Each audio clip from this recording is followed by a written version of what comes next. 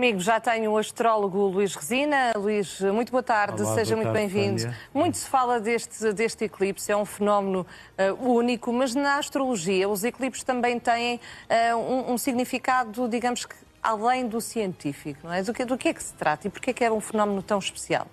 Sim, para já é um eclipse total e que atinge realmente toda a zona de Portugal, começando em Bragança e 90 e tal por cento de todo o país, não é? De Espanha também, por isso a Península Ibérica está bem visível este eclipse, e para os antigos, os locais onde eram afetados pelo eclipse tinham muito mais relevância. Eram países ou estados ou reinos que ficavam em evidência e em foco. Daí que seja realmente... Estamos a ver aqui o que aconteceu em 2008. 2008, podem ver que há uma parte do eclipse nos Estados Unidos, ali passando Nova York, Washington, toda aquela zona, não é? O que é que aconteceu naquela altura foi a queda do Lehman Brothers, não é? A crise do subprime e tudo aquilo que gerou depois nos mercados financeiros, não é? Ou seja, no fundo é como se o eclipse ditasse momentos marcantes, não é? Exatamente. O eclipse foi em Leão e isto... Os egípcios estudavam exatamente o ciclo de Saros, que é 18 em 18 anos, por isso repetem-se no mesmo signo, muito perto dos mesmos graus, e passados 18 anos temos o de 2026, que é agora. O que significa que pode haver crises de soberania, crises nos poderosos, e isto aplica-se não só a mercados financeiros, mas, por exemplo, aplica-se a Este Espanha. é o 2026 que estamos a ver. Este é o Lá está, Espanha. Exatamente, Espanha, Portugal... África também, África do Norte e Groenlândia também. Exato. Pronto, há aqui uma faixa do eclipse muito forte e estamos já a ver sinais disto, por exemplo, em Espanha, com a crise em Ceuta, não é? Em Portugal, com crises de soberania, que já começaram, não é? E que este eclipse, como tem uma duração, começa às 6h30 e vai até às 8 e tal. Quase 2 horas. Quase 2 horas para os antigos, estas 2 horas, e que avaliam a 2 anos. Por isso, de 2026 a 2028, estamos dentro desta aura de problemática do eclipse. E aqui podemos falar também de signos.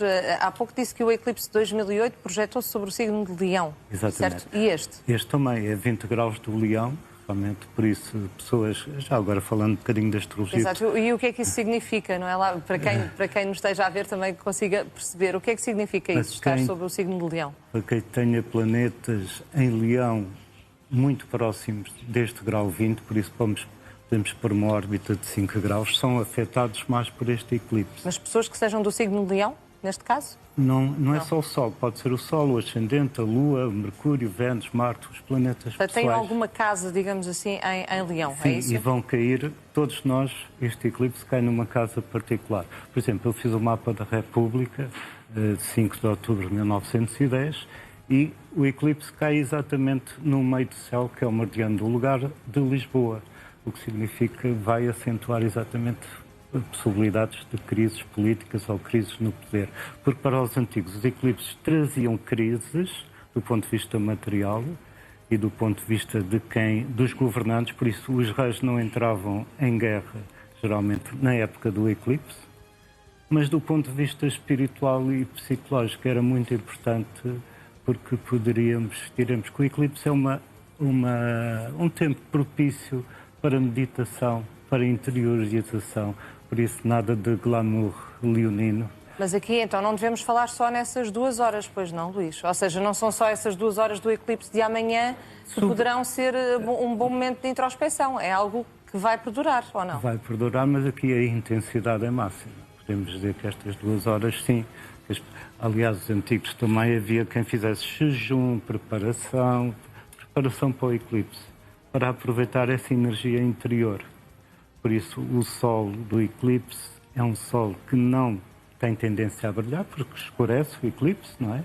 Mas interiormente pode ter uma conexão com a vida espiritual, porque é o interior do Sol. O interior do Sol nós ainda, se calhar, não conhecemos ainda muito bem. Quinto, do ponto de vista do ego, do ponto de vista da personalidade junguiana, por exemplo, o ego é o exterior do Sol e o interior do Sol corresponde ao self, ao ser. Ou seja, e quando se fala das guerras, os antigos, como disse o Luís, os antigos não tomavam grandes decisões em termos de guerras quando havia eclipses. Agora há tantas guerras a acontecer. É só que as figuras Luís, centrais podem estar em processa? causa. As figuras centrais podem estar em causa. E vemos figuras apagadas, por exemplo, ou que se estão a apagar mais. No caso americano, no caso do Irão, também essas figuras estão mais na sombra. Estão a ficar cada vez mais na sombra. Porquê? Porque Leão, onde está o nó lunar sul, são coisas para largar, são energias ligadas ao passado que é para largar.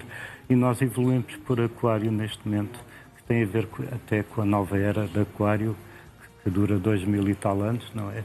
Mas então, quando a cabeça do dragão ou nó lunar norte está em Aquário, significa que temos que evoluir mais pelas questões humanas. Mas no fundo também é algo relacionado com a libertação, não é? Libertar aquilo que já não interessa e trazer coisas novas e positivas, de preferência. Não é? Ver o todo numa visão sistémica, que é o Aquário, não é? Luís Resina, muito obrigada pela análise. Obrigado também pelo convite. E um resto de boa tarde. Boa tarde.